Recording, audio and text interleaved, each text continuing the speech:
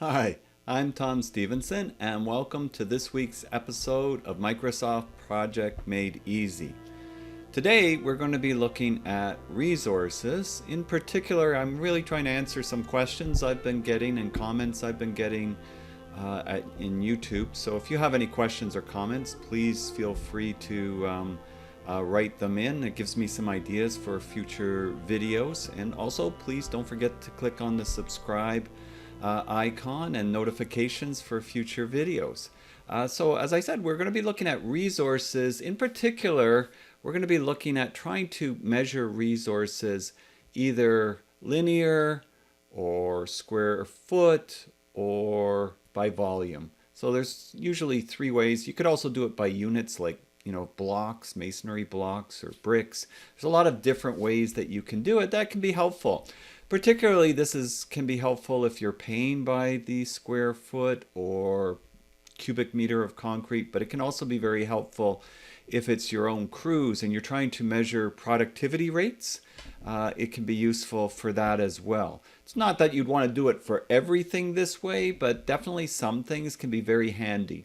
So I've created these five tasks, and you can follow along. Sometimes it's helpful if you do it yourself at the same time, then you remember it much better, or you can just watch, that's fine. So I created four activities. Pour concrete. That's going to be a volume measurement, cubic meters of concrete or cubic yards of concrete, depending what country you're in or how you're doing your measurements. Framing of floors, so if it was wood frame construction like we do in North America, you might have by the square foot cost.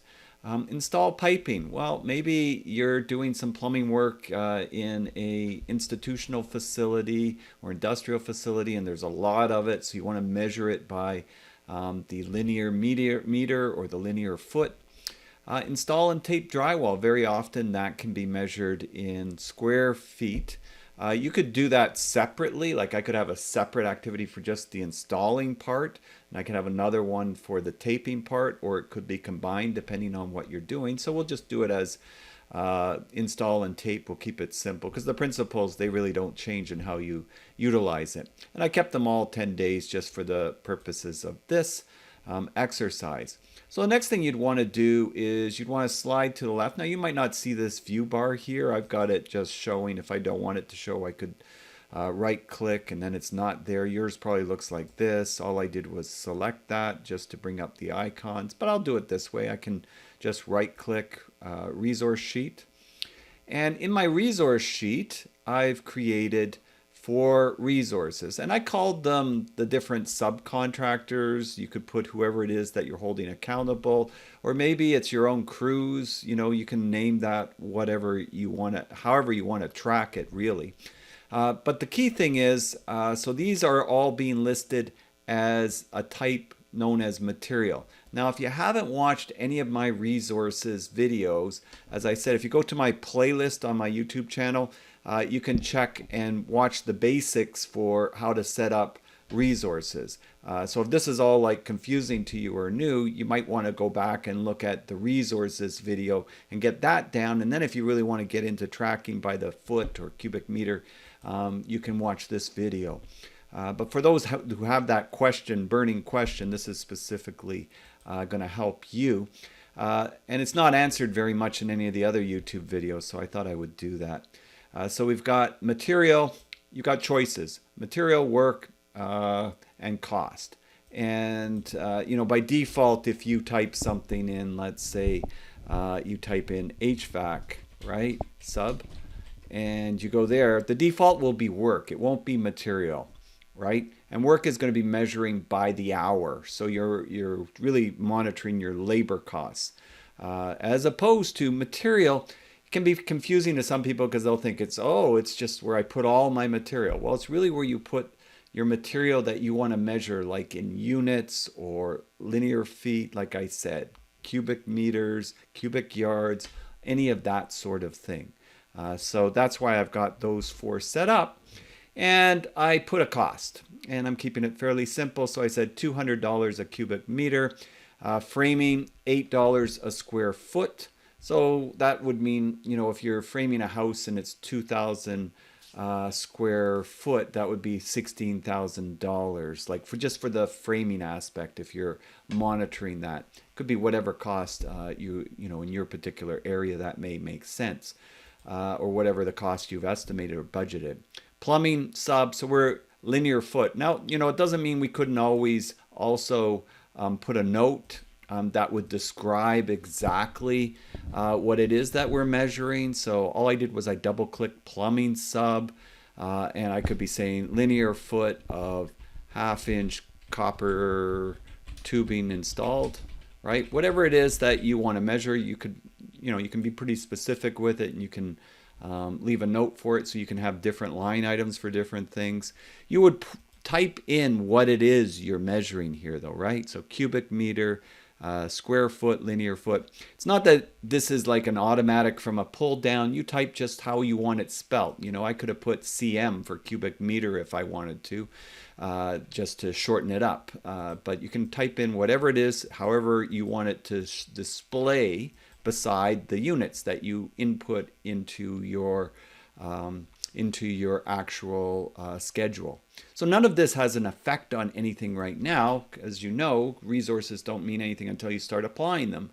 But we're setting up our database of resources, so now we can actually look at applying them. So I'm going to go back, slide to the left, and I'm going to go to my Gantt chart. And we haven't assigned any resources yet, so let's do that and see how that's going to be applied. So I go to the resource tab and I go assign resources, and I'm going to put in the units. So we had concrete forming sub, and that was for measuring our cubic meters of concrete. So now I've got to say, well, how many cubic meters of concrete am I measuring that's going to be poured in the 10 days, right? So maybe I'm going to say 200 units.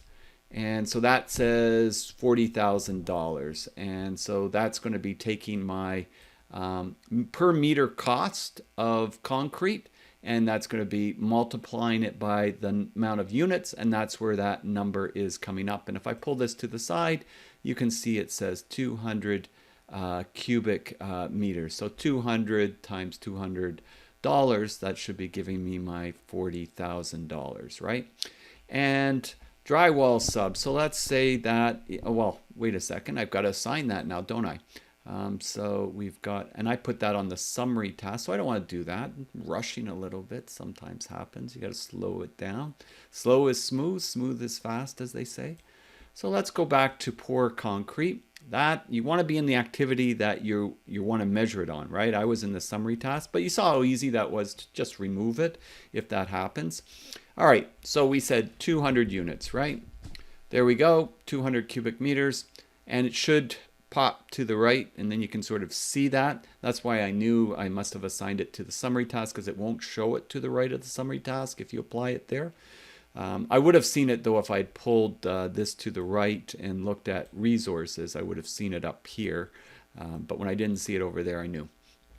The next one, remember, you got to go to the next activity, frame floors. So I'm going to go pop down to framing sub, and I'm going to say in that 10 days I expect to frame this 3,000 square foot house, let's say. So I put 3,000, and that puts 24,000. So if you recall, we put $8 per square foot in the resource sheet. And so I'll go to the next one, install piping, and I'll put plumbing sub, and I'm going to say that we're going to install a 1,000 linear feet, right, of piping. So 1,000, and we had that at $4 a square foot. So 1,000 times $4, that gives us our $4,000. And the last one was install and tape drywall, and I think we had that at $2 a square foot. Let's see. So let's say 10,000 square feet of drywall. So let's assign that, and that gives us $2 a square foot. That should be $20,000. So that's doing that calculation for you so that you're assigning those costs to those particular resources, and that is all measurements: linear, area, volumetric. So you've got all three of them in there. If we want to see the total cost, of course, we can click on the square icon box over here, top left, right click, go to the cost screen, and there's our cost being tallied up, and there's our total cost for the project. We could also, of course, slide to the left, go to our resource sheet, and remember, these are where we entered our individual costs. We could also click on that square icon box in the top left corner here, and right click and go to cost here, and we could see individually what we've applied for each resource that we've listed. So we now know. We also know we haven't set a baseline yet because it's not showing us a baseline in that aspect. And again, if this is seem foreign to you at this stage, you can always go back and check on my playlist. I have the various Microsoft project videos starting from 1 and sort of getting progressively more specialized in what you need to do as you go along. All right, so I'll slide to the left, go back to my Gantt chart. All right, I'm in the Gantt chart, and right now I'm in that cost screen. Usually, if I'm going to set a baseline, because I just wanted to show you a little bit on how it can be updated, I'm going to right click, go down to the variance screen. All right, and that's where you see it says baseline not applicable. Well, I'm going to set the baseline, and just very quickly, the baseline is taking a snapshot of your plan so that you know what the plan is. So I'm going Project tab, Set Baseline, and then I'm just going to set baseline for the entire project, and all that should do is copy these dates, place them here, copy these dates, and place them there. So now we have a baseline. There we go. So the next thing I want to do is I want to do a little bit of an update, so we can just sort of see how, one of the ways, very briefly, how you can measure your progress by the linear foot, square foot, or volume, depending what you're measuring, right? And so I'm going to very quickly, I'm going to put in a status date. So I'm going to go over here. I'm in the project tab. I'm going to go status date, and I'm going to pick status date right at the end there. I think that is early September. So let's go to September 3rd. I'm going to click OK. And so I picked this date over here for my status date. I'm going to right click just so you can see that status date line. So if you right click in this blank area, go to grid lines, pull this down, click on status date, put a solid line, make it red, click OK, and then you see the little status date. So we're pretending we're now at this date and we're updating these activities here. So we're just pretending that we're at that date. You'd never be looking into the future or what have you. You'd always be at that date or slightly just past that date. All right, so now I'm going to go to a different screen. I click on the square icon box. I right click. That's the fastest way to flip between screens, I find, for this list of screens. So I'm going to go to the tracking screen. And in the tracking screen, that's where we put our actuals, right? So that actual starts and actual finishes. That can be helpful. I'm going to insert a column. I like to customize my screen. So I'm going to insert a column, and I'm going to look up B for baseline. If you know the name, you type B for baseline. I put baseline duration. So this is the baseline duration. Now I'm not going to touch that. I'm going to put over, I just want to know what it was, just so I usually like to see that. I'm going to see over here where it says actual duration, and I'm going to say this one here, pour concrete. Instead of taking 10 days, it actually took 12 days. So it took longer than we thought, right? So this activity here took longer than we had planned. And what I want to do is I want to take a look a little bit at the resource usage sheet. So if we slide to the left and we right click and we slide down to where it says resource usage, it gets interesting. Under the resource usage sheet, you can see what's been applied, and you can see the amount of concrete that has been poured every day, to be honest. So right here, it's showing 200 cubic meters of concrete. And what is showing is that it took 12 days. Remember, we changed it to 12 days. Well, that's 16.67 cubic meters per day on average, right? So if that was spread out, it took us that 12 days, that was what that would multiply out. So if you take 12 and you multiply it by 16.67, it's going to come out very, very, very close to 200 cubic meters, right? All right. But originally, what would that have said before I changed it?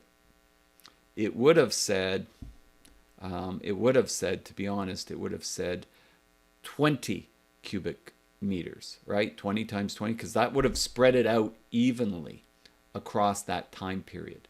So 20 cubic meters of concrete per day, right? Spread out over that time period is what we expected. But we were only pouring 16.67. So if we wanted to look at that, I could take my smartphone here and I could say, all right, so we've got 16.67. That's what we poured per day. And I could divide that by 20 and I get 0.8335, which is about 83%. So we are working at about 83% the productivity rate that we expected to work at when we're going at 16.67.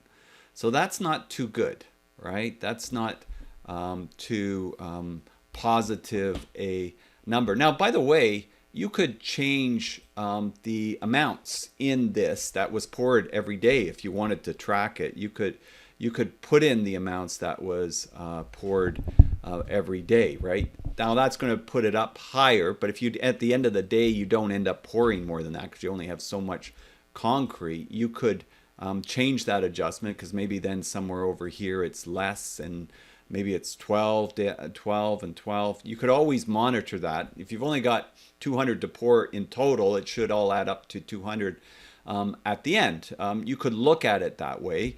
That's a possibility for you to enter it. It will show you this little icon here to say you've edited it. So you know that you've been editing it to customize whatever the inputs are that you're tracking. So that's a possibility. That's also useful too if you had it down. I'll do that in another video where we're tracking hours of work and maybe you're working overtime and extra hours. That can be quite fruitful because usually with measurements, usually the project, it is what it is, unless you've made some sort of calculation error, which you might do with some sort of excavation project of mammoth amounts of cubic meters of earth moving or something like that. But usually the floor slab should be the floor slab, whether you pour it as fast a rate or as productively as you expected. That's where one of the questions comes in, right? And just to prove this to you, let's go back. We'll take so we're at 16.66 or 16.67. Let's go back to the Gantt. So we're back in the Gantt chart view, and we're in the tracking view of the Gantt chart. If you're ever not sure, you just click on the square icon and you can take a look down this menu. So that's where I am right now. I zeroed out this row here, so I think I had that at 100% before. Might have been at 12 days before, so I've got it at 10 days. I got it at 10 days, the baseline duration, so it's back to where I had it with the baseline. And I wanted to try it that we actually did it a little bit more efficiently than we thought. So what I'm going to do is I'm going to insert a column. The other column that I like to insert that I didn't show you earlier is the duration column, just the plain duration column. And I find working with the plain duration column can be a little bit less problematic. Sometimes when you work with actual duration, it starts putting in that it's complete before you want it to say it's complete. And sometimes it gets a little bit quirky, I find, Microsoft projects. So you might find this as a good workaround by having the duration column in place. And if say something is going to be done sooner or even longer, I know I showed you longer with the actual duration because it works with that. But shorter, I find sometimes it gets a little bit quirky. I'm going to put it at 8 days, right? And so that should shorten this by 2 days. And if you remember from other videos, I could see this in the tracking Gantt view if I wanted to. So I could go down And I could take a look at the tracking Gantt, and I could see that 2 days there sitting there, right? So I can see how it's sticking out and how it's pushing everything else out there. And if I went back to my tracking screen, I would see that I've got the 8 days there. I haven't said that it's complete, right? So I'm going to say that it's 100% complete. I could do that by typing in 100% or under the task tab, just clicking on the 100%.